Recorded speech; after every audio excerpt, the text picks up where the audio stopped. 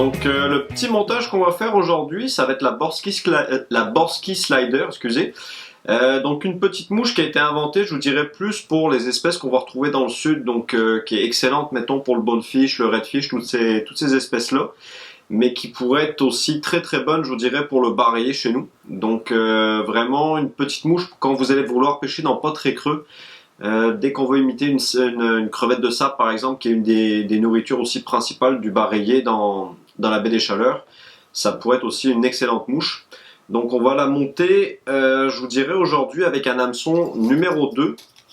Donc normalement je vous dirais c'est monté sur un hameçon un petit peu plus long, un hameçon de style streamer, le montage de base. Moi je préfère la monter sur un hameçon un petit peu plus court, mais en fait en ayant beaucoup plus de gap, si vous voulez, d'ouverture entre la pointe et la hampe pour que ça pique un petit peu mieux. Si on prendra un hameçon qui serait un peu plus long mais avec moins d'ouverture, justement, on va avoir beaucoup plus de décrochés, surtout sur des poissons un petit peu plus gros comme le bar rayé ou même, mettons par exemple le snook. Moi celle-là, vous voyez, j'ai vraiment monté plus pour le snook qui a quand même une grosse gueule, donc lui c'est sûr qu'il va l'avaler au complet, la mouche, il n'y aura pas de problème. Sur du bonefish, bah là à ce moment-là d'avoir un hameçon un petit peu plus long, un petit peu plus court aussi, un petit peu moins d'ouverture, ça sera beaucoup mieux à ce moment-là. Mais pour le montage d'aujourd'hui, comme je vous ai bar rayé par exemple, ça serait parfait. Donc le SA 280 numéro 2, ça serait un très bon modèle pour faire ça. Vous pourriez le monter sur un 34007, vous pourriez le monter sur plein d'autres hameçons aussi, là, mais moi c'est un modèle que j'aime beaucoup pour ça. On va avoir besoin soit des yeux de chaîne, mettons là vous voyez sur un numéro 2, on pourrait y aller sur un large si on veut vraiment pêcher dans pas trop d'eau puis d'avoir quelque chose qui va être très discret quand ça va tomber à l'eau. Sinon on pourrait y aller avec des petits yeux en plomb mais plus petits. Là par exemple on va y aller plus avec des small, voire même des extra small si vous le montez plus dans des tailles un petit peu plus petites. On va avoir pour faire la queue besoin de craft fur extra select. Là vous voyez j'ai pris du tan, on pourrait y aller avec quelques autres modèles, il n'y aurait pas de problème. Je vous dirais, je vais lui donner quelques petites rayures avec un Sharpie qui est permanent. C'est optionnel, mais je vous dirais ça donne un petit effet, les rayures vont quand même créer un effet visuel dans l'eau qui va être intéressant. Après pour le corps, normalement je vous dirais ce qui est utilisé c'est simplement du hackle qu'on va enrouler sur le corps. Pas un hackle trop raide, je vous dirais on va essayer d'en trouver un qui est un petit peu plus fluffy si vous voulez. Je veux juste simplement mettre un petit peu de dubbing en dessous avant d'enrouler en fait mon hackle. Je vais mettre simplement un petit peu de dubbing en dessous. On va avoir besoin aussi de corps de chevreuil. Là par exemple vous voyez j'ai utilisé du naturel mais on pourrait prendre d'autres couleurs aussi qui pourraient très bien faire. Et ça fait pas mal de tour. Oui, les petites pattes aussi en caoutchouc. Donc là je vous dirais j'ai utilisé les Grizzly Flutter Leg. On pourrait y aller avec d'autres modèles aussi. Mais c'est un modèle dans le Grizzly que j'aime beaucoup. Donc on va commencer tout ça, je vous dirais c'est ça, là je vais la monter un petit peu plus plombée avec les yeux de plomb. Sinon comme je vous dis, si on y va dans des yeux en chaîne pour moins lourd, pour pêcher dans moins creux, à ce moment-là des larges, par exemple sur des grosses tailles d'hameçon ou à la limite du médium sur plus du 6, du 8, ça serait bien aussi. Donc on va se prendre un petit hameçon, donc là vous voyez j'ai utilisé un numéro 2, mais qui est quand même très court.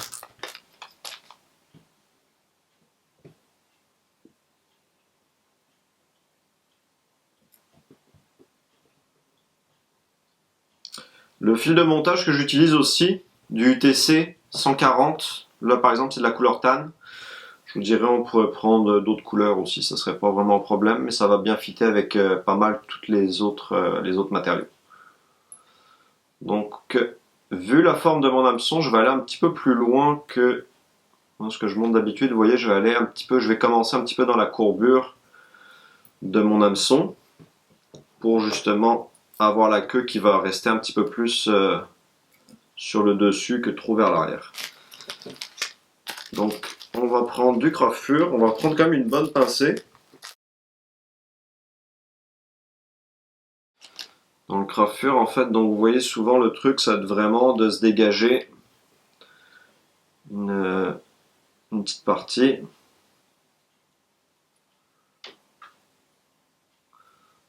Il y a quand même pas mal de sous-poil aussi dans ce matériau-là, donc on va falloir l'enlever, un petit peu comme du corps de chevreuil. Donc vous voyez, je vais m'en prendre une bonne pincée, au pire on en rajoutera.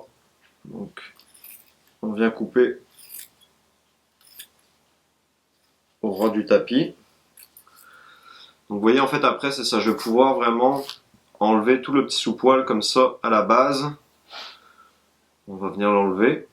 Puis là vous allez avoir des pointes qui vont être quand même avec différentes longueurs. Donc je vous dirais on va venir les égaliser un petit peu pour réduire un petit peu la longueur de notre queue et surtout éviter d'avoir en fait c'est parce que si vous prenez juste le bout ici vous n'en aurez pas beaucoup. Donc vous voyez je vais juste tirer un petit peu, réégaliser mes pointes. Donc on peut le faire 2-3 fois en fonction de l'aspect qu'on veut donner à notre queue. Mais par exemple, vous voyez ça comme aspect, ça me va déjà très bien. Vu qu'on veut déjà avoir quand même de quoi assez long, je vous dirais, pour, mettons, le bas rayé, on peut se permettre d'avoir un petit peu de longueur. Plus ça va être long et fin au bout, plus vous allez avoir du mouvement. Donc là, par exemple, je vais venir amener mon fil à l'arrière. Vous voyez à peu près, là c'est sûr que vu que mon hameçon est très court, je vais être à peu près 2 fois la longueur de mon hameçon. Si vous avez un hameçon qui est un petit peu plus long, on peut réduire un petit peu la longueur de la queue aussi. Donc je vais venir couper mon coiffure.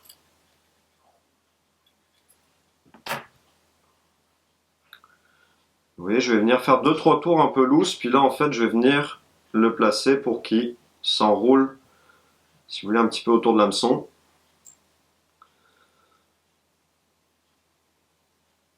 On va venir bien attacher.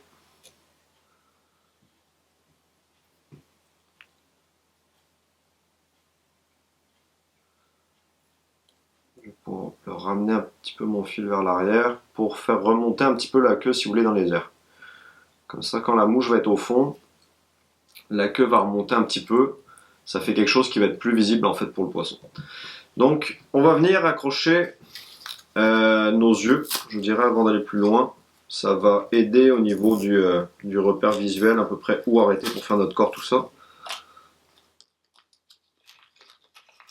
Donc là, comme je vous disais, j'ai pris des tailles small. Ça va être largement suffisant. On va venir l'attacher pas trop proche de notre œillet parce que pensez qu'il va falloir quand même se garder de la place pour accrocher en fait, pour faire notre tête en avant encore de chevreuil. Donc je vous dirais un petit quart de pouce en fait d'espace en avant, ça va être très bien.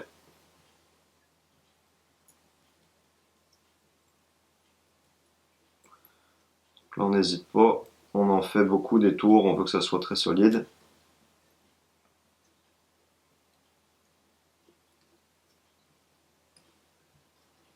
Je vais venir vérifier qu'il est bien dans l'axe.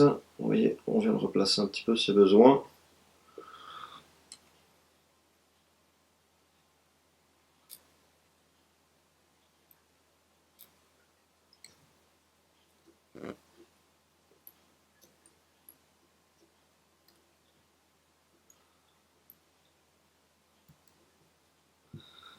Donc là, vous voyez, on va pouvoir vernir.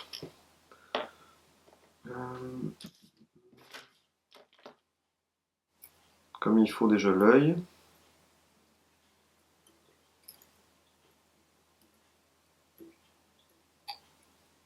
Une petite couche aussi sur la queue.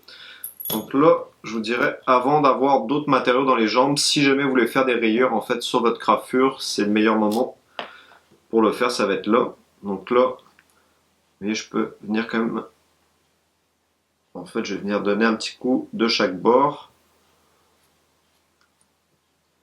Qui peut se passer.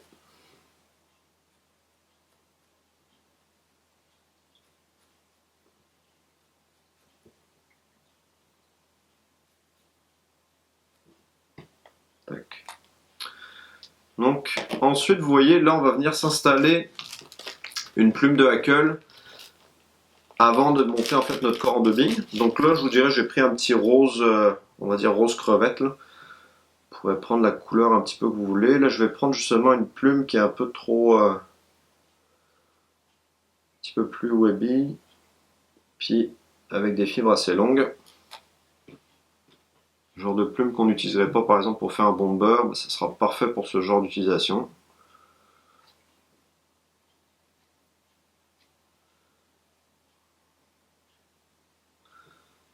Je vais venir l'attacher. On va pas venir faire tant de tours que ça.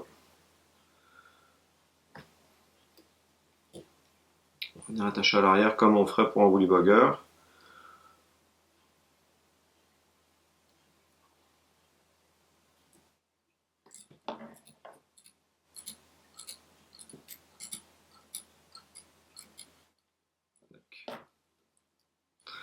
Et donc on va se préparer une petite dubbing loop, je vous dirais, pour venir faire notre corps. Donc là pareil, j'ai pris du Senyo Laser Dub. On pourrait y aller avec d'autres modèles de dubbing, honnêtement, c'est à votre choix. Pouvoir, comme je vous dis, ne pas en mettre du tout parce que techniquement le modèle original, il n'y a pas de dubbing pour le corps. Donc je vais me créer un petit boudin avec mon dubbing.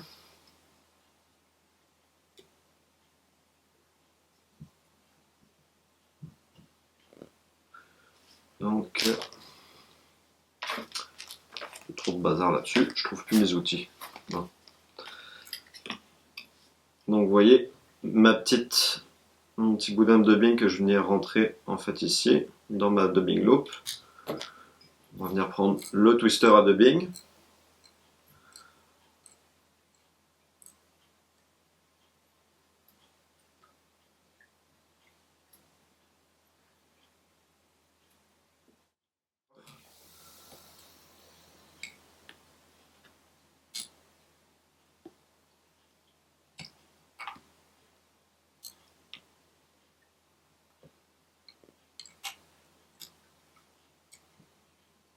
Il va me rester un petit peu.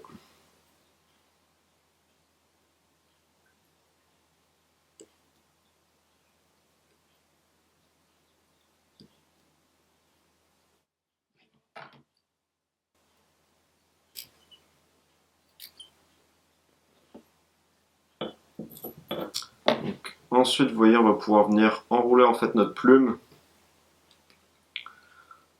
par-dessus, qui va rentrer un petit peu dans le dubbing.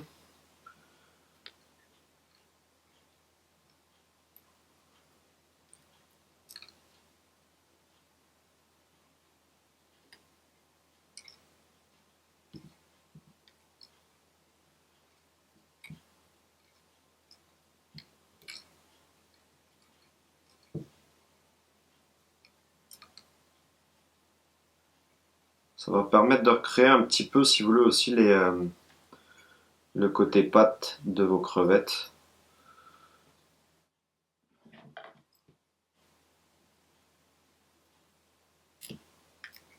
Donc on va venir ensuite mettre des petites pattes en caoutchouc pour rajouter encore un petit peu de mouvement. Donc, vous voyez, là les plumes, on va les pousser un petit peu vers l'arrière. Dans l'eau après vont très vite se placer. C'est pas un cull qui est trop raide, donc il va vraiment chercher à se placer vers l'arrière après une fois mouillé. Donc on va se prendre peut-être, je vous dirais en fait là vous voyez je vais prendre 3 pattes, ça va suffire.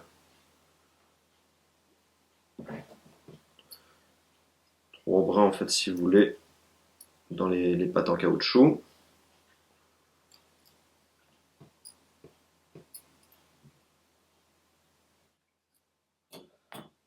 On va en venir mettre en fait 3 d'un côté. Assez long je vous dirais quand même. Vous êtes toujours mieux de les mettre un petit peu plus longues, puis à la limite si jamais vous trouvez que ça s'en mêle un petit peu trop dans votre hameçon, vous les recoupez par la suite. Si vous les faites trop courts malheureusement vous ne pourrez pas en rajouter. Donc là vous voyez je vais venir les attacher d'un côté. On va venir les attacher à peu près à la même longueur de l'autre côté. Au pire des fois pour vous aider, vous pouvez simplement les passer en arrière comme ça.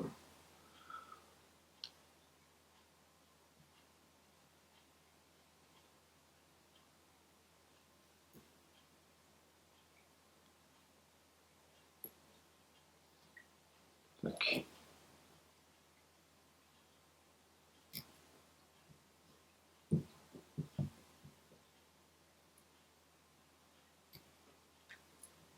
Donc on va venir recouper nos pattes à peu près à la même longueur. Et je les rabatte toutes vers l'avant. pas mal déjà placé, mais juste retailler légèrement. Donc là, dernière étape en fait qui va nous rester, ça va être simplement de faire la tête en chevreuil. Donc pour ça, je vais ramener mon fil juste en avant des yeux en fait en plomb. Je vais juste revenir donner un petit coup quand même de vernis avant sur le dessus pour bien emprisonner tout ça. Donc que ça fasse quelque chose de costaud, parce que sinon les bas rayés, on va vite lui faire la passe. Donc là, on va venir se prendre après une bonne petite touffe quand même de chevreuil. Comme je vous disais, j'ai pris du naturel, on pourrait y aller avec d'autres couleurs. S'il n'est pas trop foncé, le naturel honnêtement va être parfait pour faire une imitation un peu crevette de sable, tout ça. On pourrait y aller avec du blanchi aussi qui pourrait être très beau. Donc, vous voyez, je vais venir enlever tout mon sous-poil.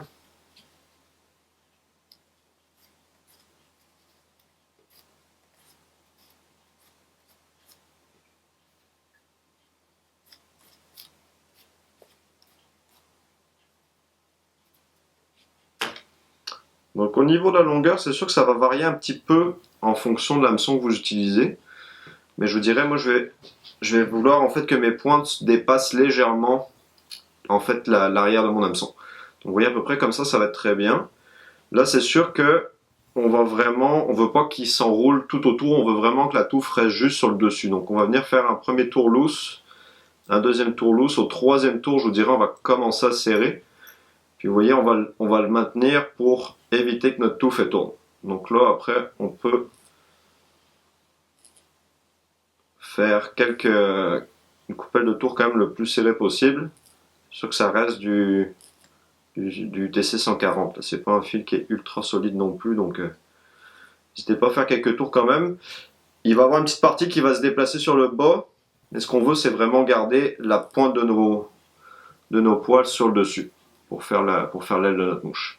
Donc une fois qu'on est rendu là, on va pousser un petit peu sur nos poils pour les compacter. Vous voyez, je vais simplement tenir en fait toute ma pincée vers l'arrière, pouvoir venir faire quelques tours comme ça. Et après, je vais simplement venir faire un petit tour de finisseur de nœud.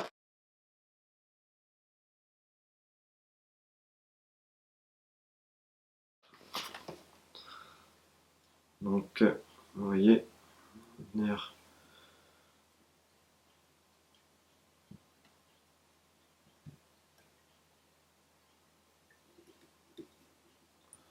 Je dirais des fois quand vous avez pas mal de poils comme ça dans les jambes, c'est là que ça devient un petit peu plus délicat. Ça va vous entraîner un petit peu avec le finisseur de nœud.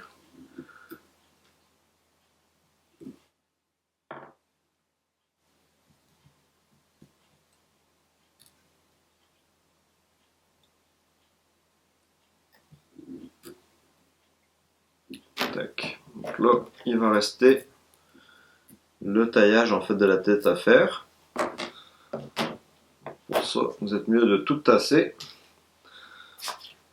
On va se trouver. Là, j'ai une petite lame de rasoir. Vous pouvez le faire au ciseau aussi. Lame de rasoir, je vous dirais, moi je trouve que ça fait vraiment une belle finition. La seule chose, c'est qu'il faut y aller vraiment doucement parce que ça pardonne pas. Si vous y allez un peu trop fort, vous risquez de couper la tête au complet. Donc ça peut être dangereux. Donc vous voyez, en la tordant un petit peu comme ça, on va être capable de le donner un petit peu l'angle qu'on veut. Puis vous voyez, je vais simplement venir la plaquer vraiment contre mon œillet comme ça, d'hameçon. Puis en fait, ce que je veux, c'est couper tranquillement avec une courbure le dessus pour garder juste les pointes de mon poil. Donc toute la base, on va vouloir la couper. Donc vous voyez, on y va doucement, on se presse pas. Pour être sûr de ne pas passer tout droit puis de scalper complètement la tête. Après, ce que vous pouvez faire, vous voyez, c'est vraiment d'y aller en tenant un petit peu les poils comme ça de la base du poil pour être sûr de ne pas couper les pointes.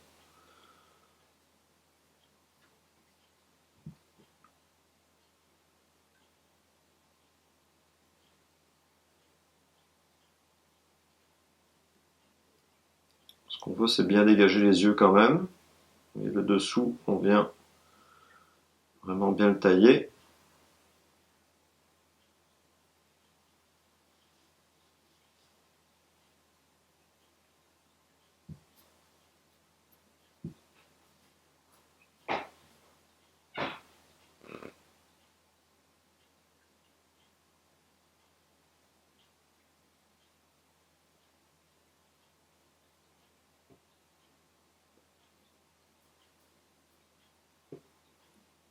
Vous voyez peut-être juste quelques petits poils encore ici, mais sinon on est pas mal arrivé au résultat qu'on veut avoir.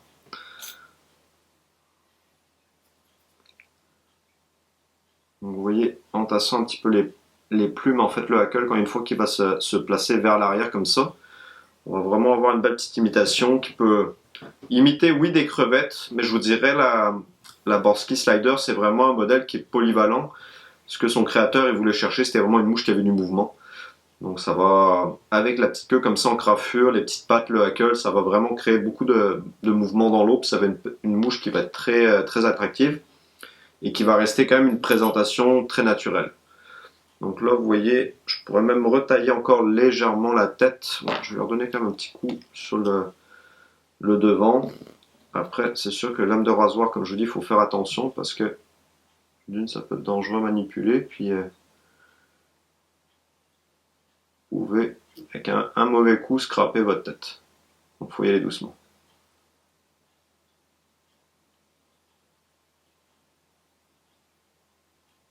Sinon, si vous n'êtes pas à l'aise, un bon vieux ciseau, vous avez beaucoup moins de chances de couper trop votre mouche.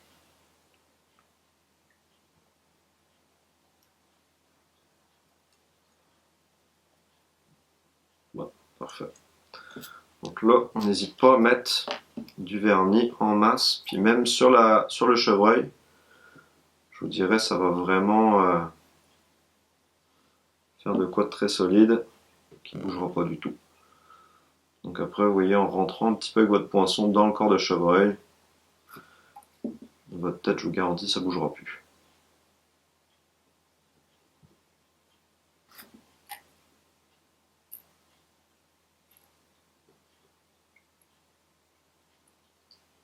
Parce que le but, c'est qu'on ne veut pas que de toute façon ça flotte. Donc le vernis va alourdir un petit peu votre montage, mais surtout, ça va faire vraiment quelque chose de très solide. Donc, vous voyez la petite Borsky Slider, ça ressemble à ça. Petite mouche très efficace. Donc comme je vous dis, vraiment, surtout pour pêcher dans pas trop d'eau, mais plutôt qu'un closer classique, ça peut être un modèle très intéressant, puis qui va être beaucoup plus naturel. Donc bon montage à tous, puis amusez-vous bien. Merci bien.